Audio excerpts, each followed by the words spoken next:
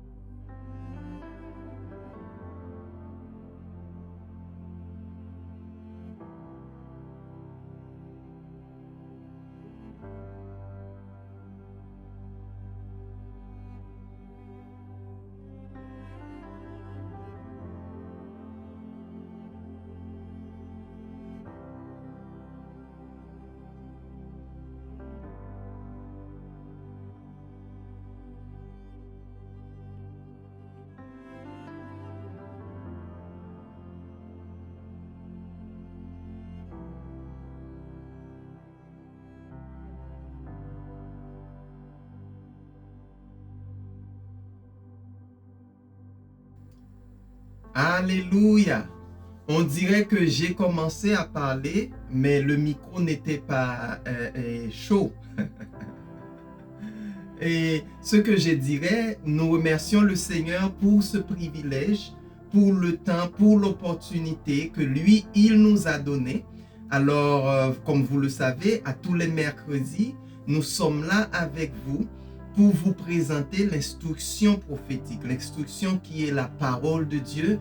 Nous analysons, nous vous apportons et pas mal de choses nous connaissons qui vont vous emmener dans la bonne direction.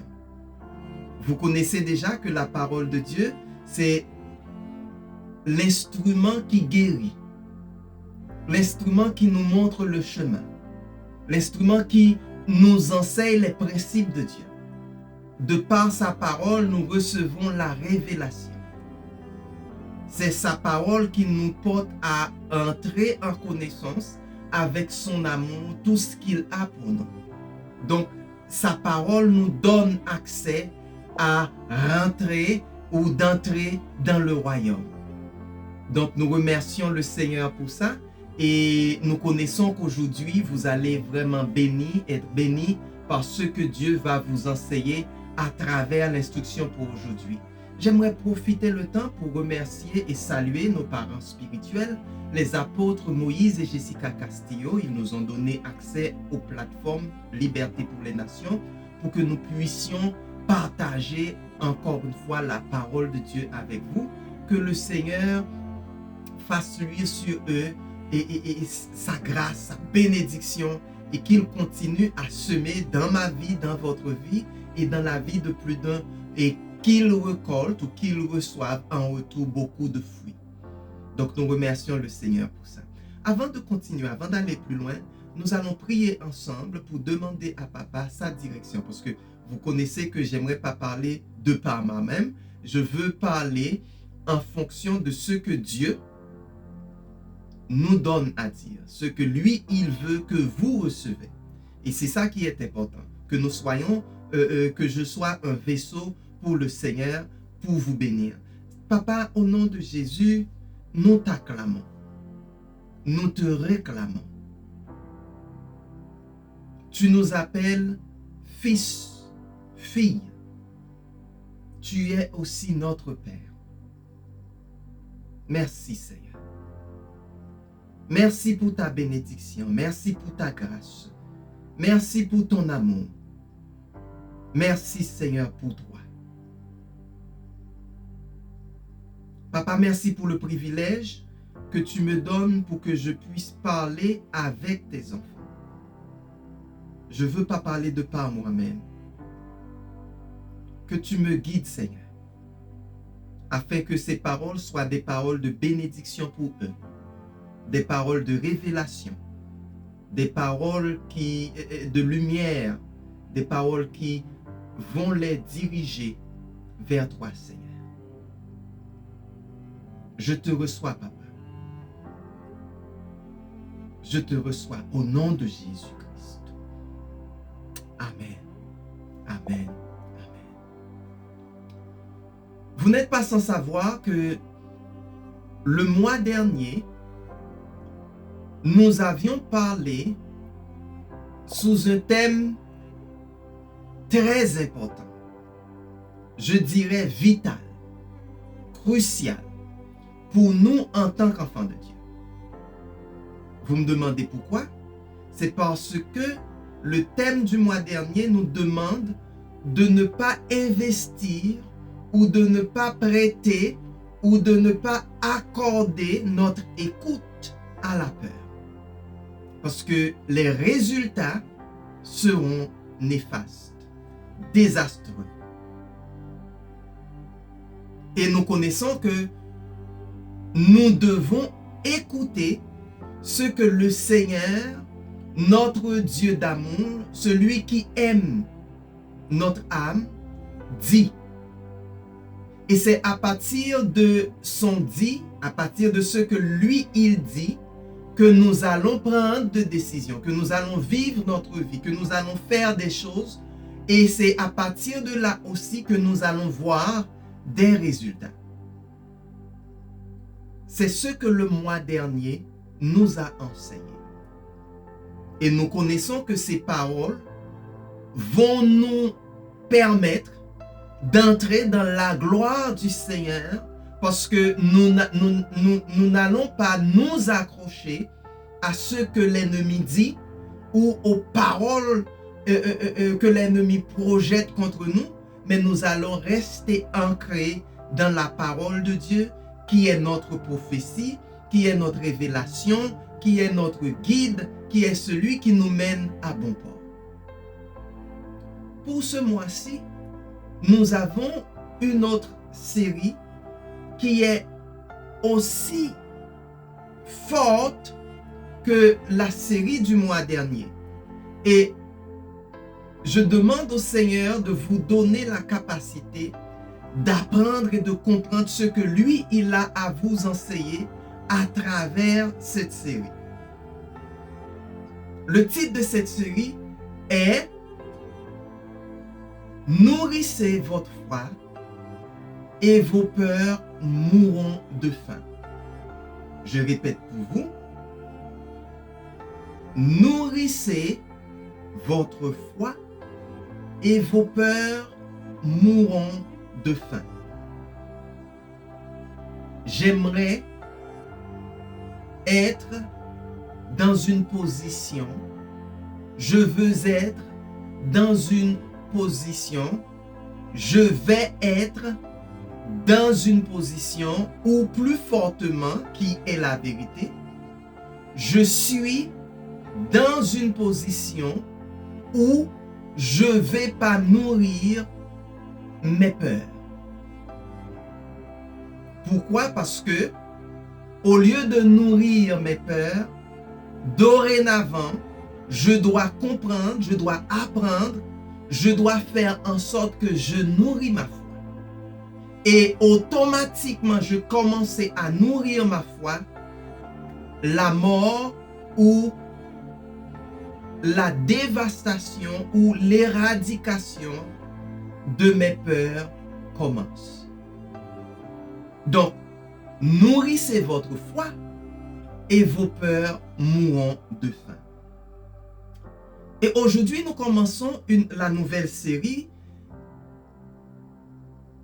Et ce que nous sommes sur le point de recevoir est une parole de révélation donnée par le Saint-Esprit à notre couverture qui est conçue pour activer en nous, activer en moi la mission de Dieu pour ma vie. Donc, activer en vous la mission de Dieu pour votre vie.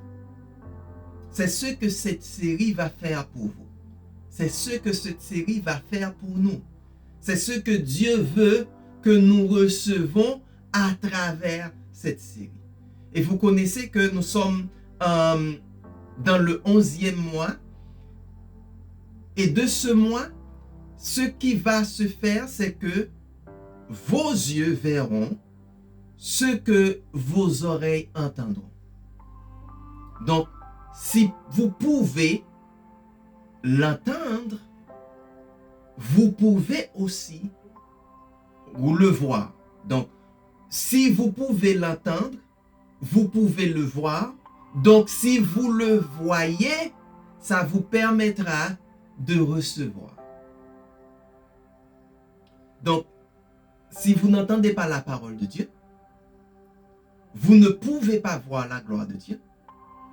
Et si vous ne pouvez pas voir la gloire de Dieu, vous ne pouvez pas aussi jouir de la bénédiction ou des promesses de Dieu dans votre vie. Donc, vous ne serez pas une personne victorieuse. Vous ne serez pas une personne qui jouit de la gloire de Dieu. Vous ne serez pas une personne qui pourra témoigner de la bonté, de la grandeur de Dieu, même si tout ce que Dieu fait est automatiquement fait pour votre bien. Vous ne pourrez pas. Donc, recevez. Que vos yeux soient ouverts, que vous ayez des oreilles pour entendre, et cela permettrait à vos mains spirituelles de recevoir, de toucher, de concrétiser les promesses de Dieu dans votre vie. Donc, que ça soit une bénédiction pour vous. Le thème que nous allons développer ou nous allons parler et à propos aujourd'hui, c'est la clé de votre victoire. Peut-être vous ne savez pas que votre victoire, ou pour que vous ayez de la victoire, il faudrait que vous ayez la clé. Il faudrait que vous ayez accès à cette clé pour ouvrir la porte, pour que la victoire que le Seigneur vous a promis soit palpable, soit concrète. Mais peut-être vous me posez la question, pourquoi la clé de votre victoire? Pourquoi? Et je vais lire avec vous, nous allons voir dans la parole de Dieu ce que le Seigneur, lui, il nous a promis. Ce que lui, il nous a dit au travers de sa parole. Ok? Donc, voyons ensemble dans Matthieu 16, le verset 19. Matthieu 16, le verset 19. Qu'est-ce que ça dit? Ça, c'est le Seigneur Jésus qui parle. Notre Dieu de gloire qui parle. La parole lui-même. Je te donnerai les clés du royaume des cieux. Tout ce que tu interdiras sur la terre sera interdit aux yeux de Dieu. Et tout ce que tu autoriseras sur la terre sera autorisé aux yeux de Dieu. Je vais relire pour vous et que ça fasse partie de votre être. Que ça fasse partie de votre compréhension spirituelle. Que ça fasse partie de votre ADN spirituel. N'oubliez pas, nous devons nourrir notre foi pour qu'enfin nous tuons ou nous éliminons nos peurs à cause de la faim. Donc, nos peurs seront tellement rachitiques, seront tellement mal nourries qu'ils ne pourront pas grandir. Je te donnerai les clés du royaume des cieux. Tout ce que tu interdiras sur la terre sera interdit aux yeux de Dieu. Et tout ce que tu autoriseras sur la terre sera autorisé aux yeux de Dieu. Donc, tout ce que vous permettez sur la terre sera permis dans le ciel. Car aujourd'hui, nous allons apprendre à utiliser cette clé correctement. C'est ça que nous allons faire. Si j'interdis quelque chose, si je lis quelque chose, si le Seigneur, à travers la parole, je reçois, et l'exemple que nous avions, vous vous souvenez du prophète Élie? Il a prié et a interdit que la pluie tombe. L'autorité qu'il avait à travers ce que il était le représentant de Dieu pour le royaume dans ce temps, alors en Israël, et il a ordonné que la pluie ne tombe plus et c'était fait. Donc, tout ce que vous interdirez ou tout ce que tu interdiras sur terre sera interdit aussi aux yeux de Dieu. Apprenons ensemble à utiliser cette clé. Et vous comprenez, cette parole nous dit clairement que ce que vous lirez sera lié et ce que vous délirez sera délié. Donc, il y a une clé qui fait cela. Par contre, nous trouvons aussi un autre problème, c'est-à-dire une position qui nous met dans l'incapacité de voir ce que nous venons de dire. Et cette position, c'est celui de la bouche. C'est-à-dire la façon que la bouche parle. La façon que nous prononçons les mots. Ce que nous disons. Ce que nous déclarons. Ce que nous conjuguons. Tout est en parfaite relation entre ce que nous disons et ce que nous croyons. Donc, oui, je peux dire des choses. Et si je les crois aussi, il y aura des effets. Il y aura quand même une sorte de... C'est comme parole et croyance mélangées ensemble auront un résultat. Ok? Donc, si nous croyons, si nous avons foi en Dieu, en sa parole, c'est-à-dire ce que je vais dire, alors je vais dire la bénédiction. Je vais répéter ça pour vous. Puisque je suis enfant de Dieu, puisque je répète ce que papa dit, puisque j'ai fait confiance et j'ai confiance en Dieu, donc tout ce que j'ai à dire, tout ce que je vais déclarer, tout ce que je vais prononcer sera la bénédiction. Parce que c'est ce que mon Père dit, c'est ce que mon Père parle. Mais si je ne crois pas Dieu et sa parole, de ma bouche sortira la malédiction. Vous pouvez dire, mais ça, je ne comprends pas. Frère Josué, explique-moi parce que je ne comprends pas. Quand vous êtes illuminé, quand Dieu vous parle, quand Dieu vous a enseigné, quand vous êtes enfant de Dieu et que vous comprenez ce que la Bible dit, lorsque vous écoutez le monde parler, vous comprendrez ou vous connaissez ce que je viens de dire. Parce que le monde parle avec la malédiction. Le monde plaisante avec la malédiction. Le monde parle, même s'il parle et il pense qu'il parle sérieusement, leur dire, ou le monde, la façon que le monde dit, le monde maudit.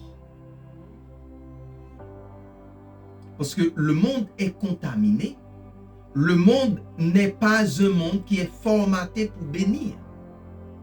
Voilà pourquoi il faudrait les enfants de Dieu pour éliminer la malédiction qui est sortie de la bouche du monde. Vous voyez, quand vous parlez à une personne et que la personne voit des choses qui sont vraiment dures ou une situation, vous entendez la personne dire « Oh, c'est l'enfer ». Si la personne se sent malade ou un peu de malaise, la personne va parler en termes de « Oh, cette maladie va me tuer ». Si la personne a faim, la personne va dire « Je meurs de faim ».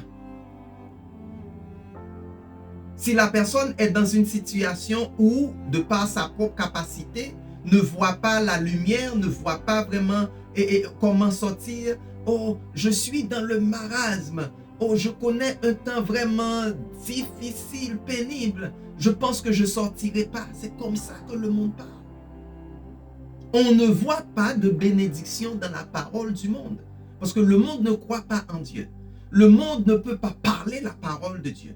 Le monde n'a pas une bouche pour communiquer les oracles de Dieu, les bienfaits de Dieu, la bénédiction de Dieu. Voilà pourquoi, si nous sommes croyants, si nous avons foi en Dieu, si nous sommes appelés enfants de Dieu, nous pouvons dire vraiment que nous allons dire la bénédiction.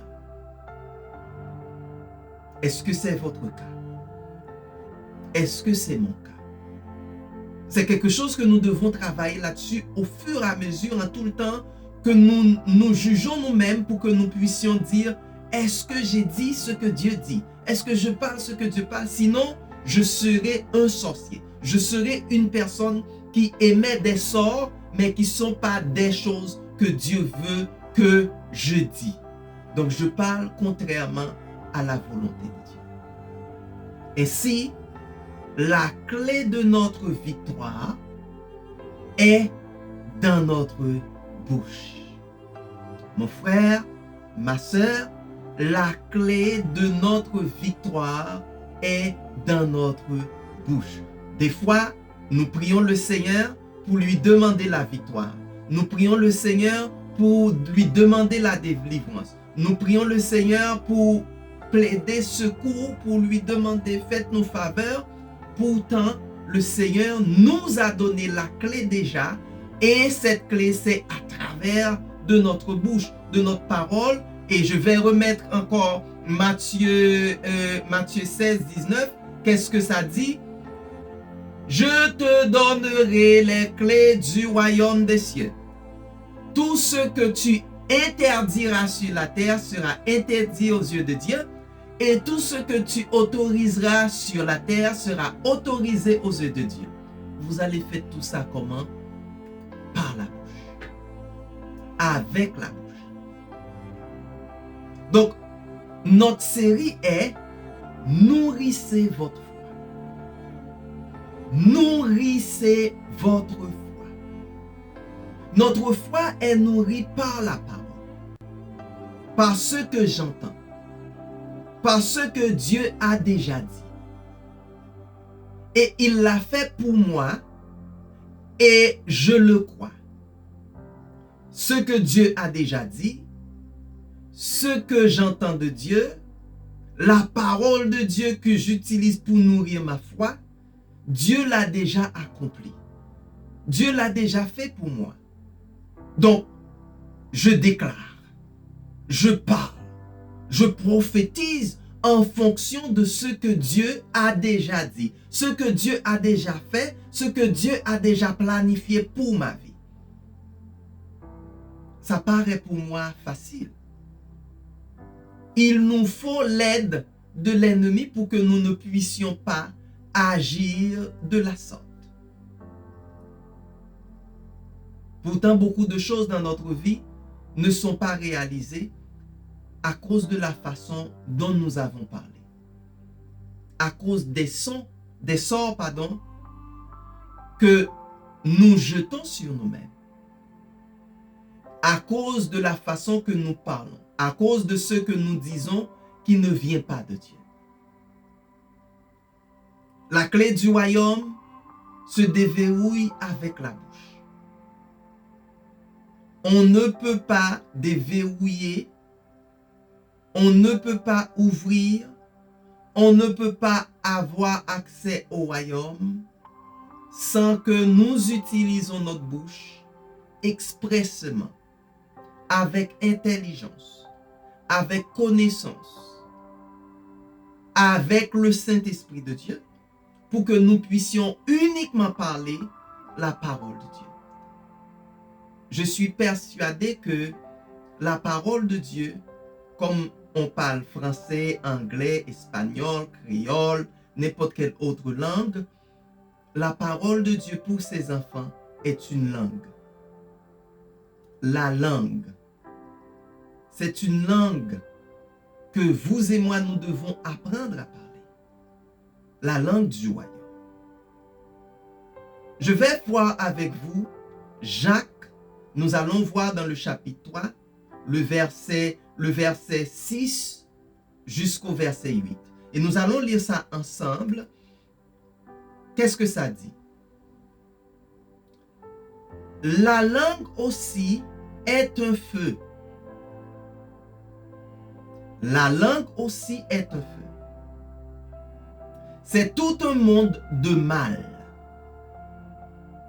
Elle est là, parmi les autres organes, dans notre corps, et contamine notre être entier. Elle est là, parmi les autres organes de notre corps, et contamine notre être entier. Allumée au feu de l'enfer, elle enflamme toute notre existence. Donc, vous dites que je ne vois pas des choses, je ne vois pas de résultats, je ne sais pas qu'est-ce qui se passe. Il y a pas mal de façons qu'on parle, mais si on fait l'investigation pour voir comment est-ce qu'on parle, là, on pourrait comprendre vraiment que, un instant, je parle contre moi-même. Donc, si je parle contre moi-même, si vous parlez contre vous-même, vous êtes votre propre ennemi. Donc, vous faites que de faire les plans de Dieu pour vous lorsque vous utilisez votre langue très mal. Qu'est-ce que ça dit au verset 7 et 8? On le met.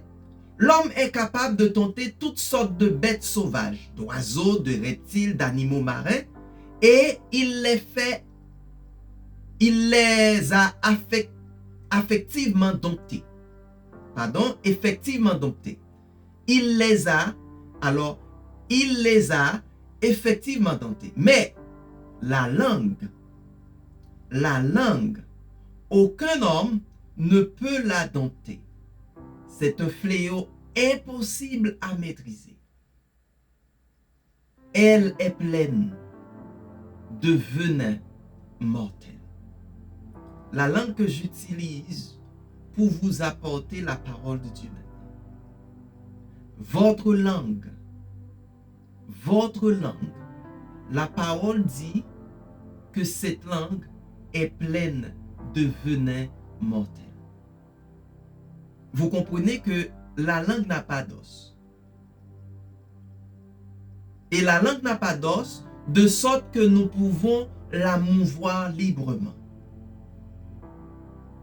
Lorsque vous empêchez quelqu'un de parler, cette personne vous voit directement ou automatiquement comme un ennemi.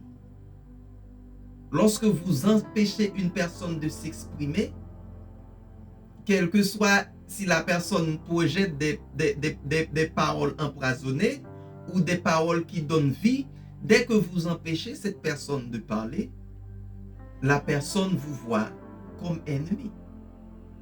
Parce que c'est comme la personne, c'est un travail, la personne dépend de ça et que la personne doit parler. Mais je vais vous dire, un mauvais usage de la langue entraîne la servitude et la malédiction. Un mauvais usage de votre langue, de votre façon de dire, de vos déclarations, de vos expressions, entraîne la servitude et la malédiction. Et c'est ce que Jacques nous a demandé de ne pas faire. Je vais lire pour vous. C'est dans Jacques, un instant, ouais, Jacques 3, le verset 10. Nous allons lire ça ensemble pour vous. Qu'est-ce que ça dit? Des paroles de louange ou des malédictions sortent de la même bouche. Mes frères, il ne faut pas qu'il en soit ainsi. Des paroles de bénédiction et des paroles de malédiction sortent de la même bouche. Et l'apôtre de Dieu nous enseigne ou nous conseille de ne pas faire ça. Donc, vous devez choisir votre camp.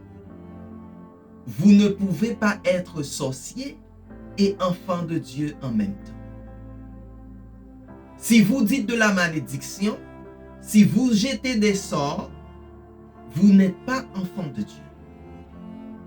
Mais si vous parlez de si vous faites de la bénédiction, si vous dites ce que Dieu dit, vous êtes enfant de Dieu. Parce que vous êtes un représentant du royaume.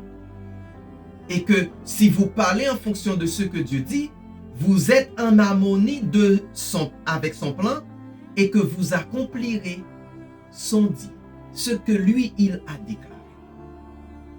Donc là, on peut vous appeler serviteur, enfant de Dieu, et ici, il est déconseillé de faire les deux à la fois. Donc nous avons un choix. Il ne faut pas continuer ainsi. Maudire et bénir en même temps. Notre langue est là pour prophétiser, pour bénir, pour interdire le mal, pour permettre le bien dans nos vies. C'est la raison pour laquelle que notre papa nous a donné notre langue. Et c'est très important. Très, très, très, très, très important. Parce que sinon, il n'y aurait pas de salut. On ne peut pas voir la gloire, la manifestation de Dieu. Notre langue, on pense que c'est fait pour communiquer, pour parler, mais non. Notre langue est faite premièrement pour créer. Parce que notre Père parle, quand il parle, il crée. Et nous sommes de notre Père. Nous venons de lui. Nous faisons ce que lui, il fait. Donc notre langue est faite, est là pour créer. Donc, si vous pouvez croire en Dieu, vous pouvez l'avoir. Vous pouvez aussi posséder. Vous pouvez recevoir. N'oubliez pas, oui, vous allez parler, oui, et vous allez aussi autoriser des choses. Et si vous croyez ce que Dieu vous demande d'autoriser, si vous croyez ce que Dieu vous demande de faire, si vous croyez en Dieu, oui, vous l'aurez. Vous allez recevoir. Et dans 2 Chroniques 20, le verset 20, je vais le mettre pour vous. Le roi Josaphat nous a donné l'exemple ou la parole que nous devons suivre en tant qu'enfants de Dieu. Qu'est-ce que ça dit? Le lendemain, ils se levèrent tôt et les hommes se mirent en route pour le désert de Tekoa. Au moment du départ, Josaphat leur adressa la parole. Et qu'est-ce qu'il a dit? Écoutez-moi, hommes de Juda et habitants de Jérusalem. Faites confiance à l'Éternel, votre Dieu, et vous serez invulnérables. Faites confiance à ses prophètes et vous aurez la victoire. Quel conseil! Quel conseil! Écoutez-moi, hommes de Juda et habitants de Jérusalem. Faites confiance à l'Éternel, votre Dieu, et vous serez invulnérables. Faites confiance à ses prophètes et vous aurez la victoire. Lorsque nous croyons en Dieu, nous sommes sûrs, nous sommes inébranlables et nous serons en sécurité. C'est ce que la parole nous enseigne et c'est ce que au tréfonds de nous, nous connaissons. Ok? Parce que qui est Dieu? Il est celui qui a le pouvoir sur tout. Il a créé tout, il connaît tout. Et quand il nous dit quelque chose, même si nous ne voyons pas la chose, c'est-à-dire de par notre limite, nous ne comprenons pas ce qui se passe, ou la chose est contraire à ce que nous espérons que ça doit être, ou la chose devient comme un poison ou quelque chose d'extrême. Mais quand nous croyons en Dieu, nous sommes sûrs parce que Dieu dit. Nous sommes inébranlables parce que Dieu a parlé. Et nous sommes en sécurité parce que c'est lui qui prévoit notre sécurité. Donc, nous nourrissons notre foi et nos peurs sont tuées par la faim. Et avec nos bouches, nous activons ce que nous croyons. Et lorsque nous croyons ces prophètes, c'est-à-dire les envoyés de Dieu, les gens que Dieu a donné des paroles pour nous, lorsque nous croyons que, ok, Seigneur, merci parce que tu les as envoyés, nous croyons en ce que tu déclares à travers leur bouche, nous sommes prospères. Nous avons du succès. Nous avons de la victoire. Donc, nous croyons au Seigneur. Nous connaissons ce que le Seigneur nous a dit. Nous croyons aussi en ce que lui, il a confié à ses prophètes. Ça nous a permis de grandir, de prospérer, d'avoir du succès et d'avoir ou de marcher toujours dans la victoire. Et il y a ici un point très important qui appartient au royaume ou venant du royaume. Un prophète a une loi de vie. Un prophète a une loi de vie et une affection de rétribution. Un prophète vous dit ce que vous devez faire pour avoir la vie. Et quand vous croyez ce que Dieu dit, il y a une rétribution. Il y a une récompense. Il y a une compensation. Donc, je crois à ce que Dieu dit. Je crois à ce que papa m'a dit. Parce que je sais au tréfonds de moi que ce que lui, il a dit, sa main l'accomplira. Et dès que Dieu parle, il met en branle l'univers pour que ce que lui, il a dit, accomplit. Donc oui, qu'il parle directement avec moi dans sa parole, qu'il parle directement avec moi par le Saint-Esprit, qu'il parle au travers de ses prophètes, si j'écoute bien, si je crois ce que lui, il dit, je vais recevoir une récompense. L'effet de la récompense. Si vous abandonnez ce qui vous appartient, c'est-à-dire, ok, je possède par exemple un micro et que le Seigneur m'a dit de déposer ce micro et que j'obéis, je déposais parce que le Seigneur me demande de déposer. Je ne perds pas ce micro. Je ne perdrai pas ce qui m'appartient parce que Dieu me l'a demandé. Il y aura une plus grande récompense. Encore, comment est-ce qu'on pourrait le dire? Si vous êtes père de famille ou vous avez une personne que vous voulez donner quelque chose et que la main de cette personne est remplie, il faudrait que la personne laisse tomber ou laisse partir ce qu'il a ou déposer ou abandonner ce qui lui appartient, ce qui est dans ses mains, pour que cette personne puisse recevoir les mains préparées et prédisposées pour la nouvelle chose. Donc, Dieu va récompenser ceux qui acceptent de laisser tomber ce qui leur appartient ou qu'ils possèdent, ok, pour recevoir une plus grande récompense. Donc, en plus de grande récompense, vous serez rémunéré en grande partie. C'est-à-dire, vous n'allez pas pouvoir comparer ce que vous aviez avec ce que le Seigneur va vous donner. Par conséquent, un prophète établira pour vous la loi de la vie et l'effet de la récompense. Il est l'activateur de la loi de la vie et l'effet de la récompense. Mais pour que vous pouvez ou vous puissiez jouir de cela, il y a quelque chose que vous devez comprendre. Et c'est dit dans le psaume 105, le verset 15. Je vais le mettre pour vous. Vous allez le voir avec moi. Qu'est-ce que cela dit?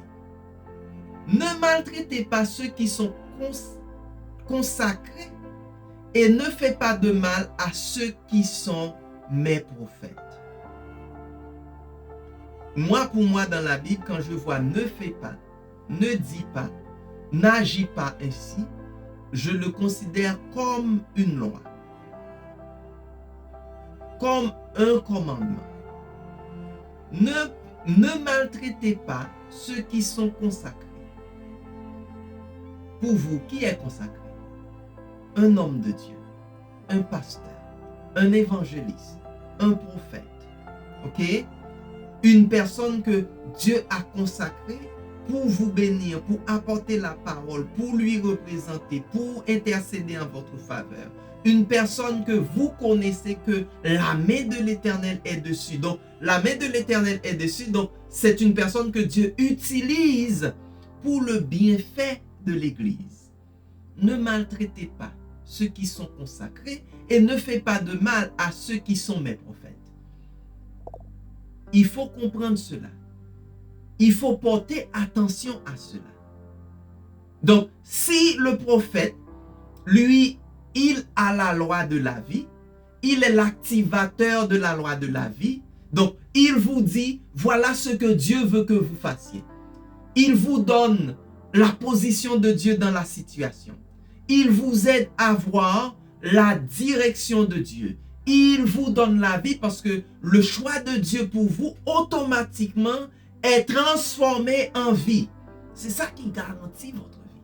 De la même façon, le choix de l'ennemi pour vous garantit automatiquement la mort. Donc, ne maltraitez pas ceux qui sont consacrés et ne faites pas de mal à ceux qui sont mes prophètes. C'est Dieu qui parle. Dieu vous demande d'avoir ça en tête, que ça fasse partie. Donc, voilà pourquoi on doit respecter un représentant de Dieu. On doit aimer un représentant de Dieu. On doit avoir de la révérence pour un représentant de Dieu. On doit respecter un représentant de Dieu parce qu'à partir du moment où cette personne apparaît, cette personne apporte avec lui la loi de la vie. Nous voyons ici combien il est important de faire du bien à un serviteur de Dieu. Traitez-le bien. Ouvrez-lui les portes de votre maison. C'est-à-dire, permettez à ce que la grâce de Dieu soit manifeste dans votre vie par la façon que vous traitez un représentant de Dieu. Donc, nous devons utiliser la clé de notre victoire pour ne pas dire du mal des serviteurs de Dieu.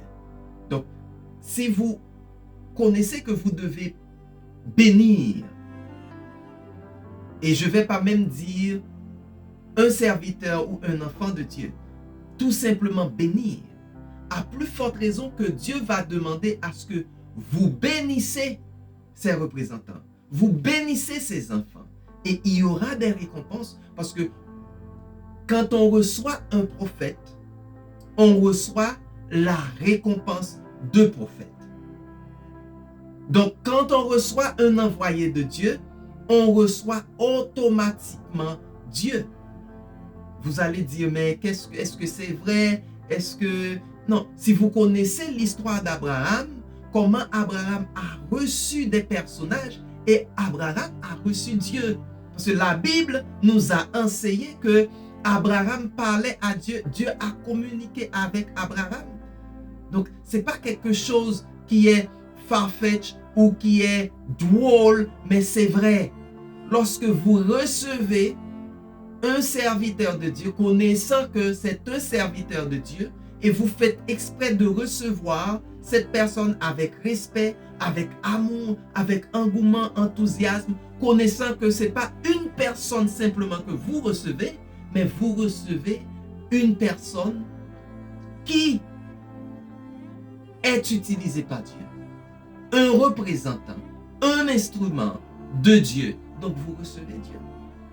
Et je vais lire avec vous une histoire très importante. Alors j'ai dit histoire, mais c'est un fait très important qui est passé dans la Bible ou en Israël.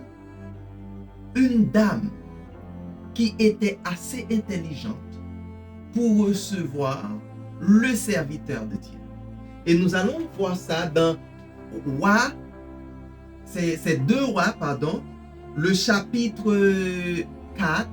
Nous allons voir ça, nous allons lire le verset 8 jusqu'au verset 37. Ok? Je vais lire pour vous 8 jusqu'au verset 37. Écoutez bien.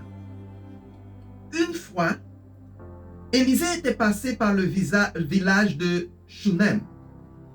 Il y avait là une femme riche qui avait insisté pour qu'il vienne prendre un repas chez elle. C'est pourquoi, depuis ce jour-là, Élisée allait toujours manger chez elle quand il passait dans cette région. Donc, elle reçoit le serviteur de Dieu et le serviteur de Dieu faisait confiance assez à madame pour qu'il prenne rendez-vous à tous les fois qu'il passe dans cette région. Donc, il n'aura plus à payer pour sa nourriture, il n'aura plus à payer à un restaurant, il va manger, il a cette garantie de passer dîner chez cette dame. Ok? Donc, cette femme dit à son mari, je suis sûr que cet homme qui passe toujours chez nous est un saint prophète de Dieu. Ça, c'est discernement. Nous devrions construire une petite chambre à l'étage supérieur de la maison et y mettre pour lui un lit, une table, un siège et une lampe. Il pourrait loger là quand il passe chez nous. Non seulement il va passer, il a un plat chaud, mais aussi il peut habiter, il peut demeurer. qu'il peut vivre pendant le temps qu'il passe. C'est ainsi qu'un jour Élisée vint chez ses gens et monta dans la petite chambre pour y passer la nuit. Puis, il dit à son serviteur Géasi d'aller chercher la maîtresse de maison. Lorsque celle-ci se présenta devant la chambre, Élisée chargea Géasi de lui dire: « Tu t'es donné beaucoup de peine pour nous. Que pouvons-nous faire pour vous? Peut-on intervenir en ta faveur auprès du roi ou des chefs de l'armée? » Alléluia. Non, merci, répondit-elle. Au milieu de mon peuple, je ne manque de rien. Donc, elle n'a pas fait ça pour recevoir quelque chose. Elle l'a fait par amour, par respect, pour honorer le saint prophète de Dieu. Et je le dis, c'est parce que j'aimerais que vous voyez vous-même dans cette situation. Positionnez-vous dans cette histoire pour voir comment est-ce que votre cœur est, comment vous pensez aux hommes de Dieu, comment vous planifiez pour les hommes de Dieu, comment vous planifiez pour les représentants de Dieu. Voyez l'exemple. Ok? Élisée dit alors à Géasi: « Que faire pour elle? » Eh bien, répondit Géasi, « Elle n'a pas de fils et son mari est âgé. » « Rappelle-la donc, dit Élisée. Lorsqu'elle se présenta sur le pas de la porte, Élisée lui déclara: « L'an prochain, à la même époque, tu tiendras un fils dans tes bras. » Mais elle s'écria: « C'est impossible.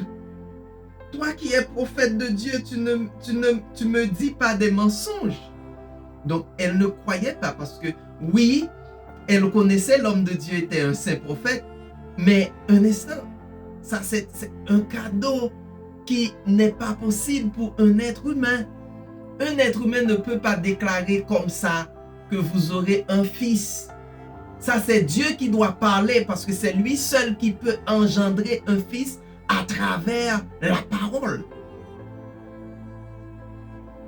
Et puis, qu'est-ce qu'elle dit? Ok. Cependant, cette femme devint enceinte et à la même époque, l'année suivante, elle mit au monde un fils, conformément à ce qu'Élisée lui avait annoncé. Le verset 18, l'enfant grandit. Un jour, il alla trouver son père qui travaillait avec les moissonneurs. Soudain, il s'écria: « Papa, oh, ma tête, j'ai mal à la tête. » Le père dit à un serviteur: « Porte-le vers sa mère. » Le serviteur apporta l'enfant à sa mère. Celui-ci le prit sur ses genoux, mais vers midi, il mourut. Alors elle monta dans la chambre d'Élisée, coucha l'enfant sur le lit, puis ferma la porte. Donc, la chambre d'Élisée était l'autel que Madame a dressé devant le Seigneur. Elle ne pouvait pas rencontrer ou voir automatiquement l'homme de Dieu, mais elle sait la chambre était un point de contact. Ok? Elle se rendit au champ, appela son mari et lui dit: « Envoie-moi un serviteur avec une ânesse. Je me rends vite chez le prophète de Dieu et j'en reviens. » Son mari lui demanda: « Pourquoi vas-tu chez lui aujourd'hui? Ce n'est pas la fête de la nouvelle lune, même pas le jour du sabbat. » « Ne t'inquiète pas, répondit-elle. Elle scella l'ânesse et dit au serviteur: « Allons-y, conduis l'ânesse. Tu ne m'arrêteras pas si je te l'ordonne. » Donc, l'ordre est donné. Elle doit voir, elle doit rencontrer ipso facto l'homme de Dieu. Elle partit donc en direction du mont Carmel pour aller trouver Élisée. Lorsque ce dernier vit de loin, il dit à son serviteur Géasi, regarde, c'est la femme qui me reçoit à Shunam. Cours donc juste vers elle et demande-lui si tout va bien pour elle, pour son mari et pour l'enfant. La femme répondit à Géasi que tout allait bien. Femme de foi. Cependant, quand elle arriva près d'Élisée sur la montagne, elle se jeta à ses pieds. Géasi voulut la repousser, mais Élisée lui dit, laisse-la tranquille. Elle est remplie d'une tristesse dont j'ignore la cause, car Dieu ne me l'a pas fait connaître. Au même instant, la femme s'écria, est-ce moi qui t'avais demandé un fils? Non, je t'avais même pas dit. Ne me donne pas un faux espoir. Élisée dit à Géasi, es-tu prête à partir? Prends mon bâton de prophète et va à Shunem. Si tu rencontres quelqu'un en chemin, ne t'arrête pas pour le saluer. Et si quelqu'un veut te saluer, ne perds pas de temps à lui répondre.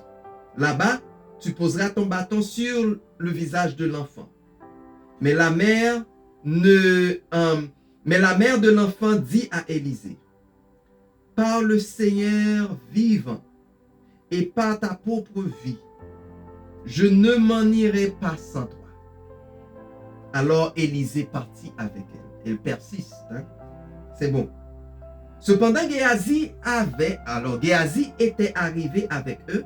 Il posa le bâton d'Élisée sur le visage de l'enfant, mais rien ne se passa. Pas un bruit, pas un mouvement. Il revint donc vers le prophète et lui annonça, l'enfant ne s'est pas réveillé. Lorsque Élisée parvint à la maison, l'enfant mort était toujours étendu sur le lit. Élisée entra dans la chambre, ferma la porte derrière lui et se mit à prier le Seigneur. Puis, il se plaça sur l'enfant, bouche contre bouche, les yeux en face des yeux et main contre main. Et tandis qu'il était ainsi agenouillé sur lui, le corps de l'enfant se réchauffa. Élisée se releva et se mit à marcher le long en large de la pièce, puis s'agenouilla de nouveau sur lui. Soudain, l'enfant éternua 7 fois et ouvrit les yeux. Aussitôt, Élisa appela Géasi et dit, va chercher la mère de l'enfant. Géasi descendit la chercher. Lorsqu'elle arriva, Élisée lui dit, viens reprendre ton fils. Elle s'avança, se jeta aux pieds du prophète et s'inclina jusqu'à terre. Puis, elle prit son fils et s'en alla. Elle prit son fils et s'en alla. Donc, nous pouvons voir ici que qui est de bon, ce qui est bon pour notre vie quand nous faisons du bien à un serviteur de Dieu. Ça, c'est un exemple extraordinaire. Elle ne l'a pas faite pour recevoir. Elle a reçu. Mais lorsque l'ennemi est venu pour arracher ce cadeau extraordinaire de cette femme, je sais que ce cadeau a apporté beaucoup plus de joie dans sa vie et elle est contente, elle n'est plus stérile. Donc, ce cadeau fait sa joie. Avant ce cadeau, elle vivait à l'aise, mais avec ce cadeau, elle ne pourrait pas vivre sans. Mais elle a fait du bien à l'homme de Dieu et elle était récompensée d'une manière inexplicable. C'est pas compréhensible. Cette femme a fait du bien et Dieu l'a récompensée par la loi de la vie. Dieu l'a récompensée. Aujourd'hui, cette parole nous envoie activer la clé de notre victoire. Dieu est le Dieu de la vie. Et aujourd'hui, il nous invite à nourrir notre foi à ce que nourrir notre foi et ne pas avoir peur. Si nous nourrissons notre foi, si nous nourrissons notre croyance en Dieu, la peur mourra de faim. Nous allons bannir, nous allons éradiquer la peur de notre vie. La foi se nourrit en croyant, en obéissant et en honorant. Donc, si vous croyez, si vous obéissez, si vous honorez le Seigneur et ses envoyés, vous nourrissez votre foi. Vous comprenez, quand la peur est nourrie, les gens sont anxieux, les gens sont stressés, les gens sont désespérés. Ils n'ont pas de paix. C'est ça qui arrive. Si vous voyez une personne anxieuse, une personne désespérée, une personne qui n'a pas de paix, qui vit dans un tourment inexplicable, stressée, c'est une personne qui nourrit la peur, qui nourrit ses peurs. Mais quand on nourrit la foi, on tue la peur. Mais aujourd'hui, Dieu veut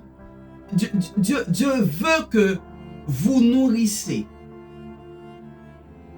Il veut que vous nourrissez votre foi. Dieu veut que vous voyez sa gloire, que vous vivez dans sa gloire, que vous pouvez témoigner de sa grandeur, de sa bonté, de ses miséricordes, de ses plans pour vous. Et aujourd'hui, Dieu m'a envoyé sous un manteau apostolique et prophétique pour activer la loi de la vie et effectuer un châtiment. Et effectuer le châtiment. Donc, Dieu veut que vous recevez. Il veut que vous connaissiez la gloire. Il veut que vous jouissiez de l'héritage qu'il a pour vous avant la fondation de la terre. Il veut ça. Vous n'aurez qu'à recevoir. Vous n'aurez qu'à accepter. Vous n'aurez qu'à célébrer la parole de Dieu dans votre vie. La gloire de Dieu pour votre vie. La bénédiction de Dieu pour votre vie. Ce que lui, il a fait pour vous. Qu'il en soit ainsi pour vous.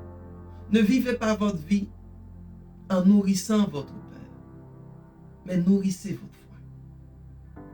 Si vous voulez être délivré de la peur, si vous voulez que les promesses de Dieu se concrétisent dans votre vie, si vous voulez vivre une vie pas ordinaire, si vous voulez vivre une vie extraordinaire, de par ce que Dieu dit, il est temps pour vous de nourrir votre foi. Il est temps pour vous de nourrir votre foi. Il est temps pour vous de nourrir ce que Dieu dit dans votre vie. Je vous bénis. Je vais prier pour vous et que Dieu fasse luire sa bonté, son érudition sur vous. Que vous vous arrêtez de nourrir vos peurs. Que vous nourrissez seulement votre foi, votre confiance en lui et que votre vie soit changée. Papa, merci. Tu nous as comblés de toute grâce. Tu t'es donné à nous. Tu t'es donné pour nous. Le combat, le travail, ce que nous devons faire, c'est simplement de croire, d'avoir la foi, de nous confier en toi. Et aujourd'hui, papa, je déclare que ça soit ainsi pour nous, dans notre vie, dans notre mental, dans notre compréhension des choses, dans nos décisions, que ça soit ainsi, papa. Que tu sois glorifié à travers notre vie. Que nous soyons des témoignages vivants pour le monde et pour nous-mêmes, Seigneur. par la façon que nous allons obéir, honorer et faire confiance à toi, Papa, à ta parole, à tes prophètes, aux enfants, aux hommes que vous nous aviez envoyés pour nous apporter ta parole. Merci, Seigneur. Merci, Seigneur. Tu n'arrêtes pas de nous communiquer, de nous enseigner, de nous orienter vers toi pour que nous puissions vivre une vie pleine de grâce, de bénédiction, de faveur. Merci, Seigneur. Que dès aujourd'hui, que nous puissions utiliser notre bouche pour bénir, pour dire ce que tu dis, pour déclarer ce que tu déclares, pour créer ce que tu veux que nous créions, Seigneur. Gloire te soit, mon Dieu. Gloire te soit, mon Dieu. Et nous t'aimons, Seigneur, pour l'éternité. Qu'il en soit ainsi, Seigneur, pour ma soeur, pour mon frère, pour tes enfants, aujourd'hui et pour toujours. Seigneur, nous te prions dans le précieux nom de notre Sauveur, notre Seigneur Jésus-Christ par le Saint-Esprit. Et nous recevons, Seigneur, tout ce que tu as pour nous, au nom de Jésus. Soyez bénis. C'était un plaisir de vous communiquer l'instruction prophétique pour aujourd'hui. N'oubliez pas, Dieu vous appelle pour que vous puissiez gouverner. Dieu vous appelle pour que vous puissiez gouverner. Gouvernez donc. À la prochaine. Soyez bénis.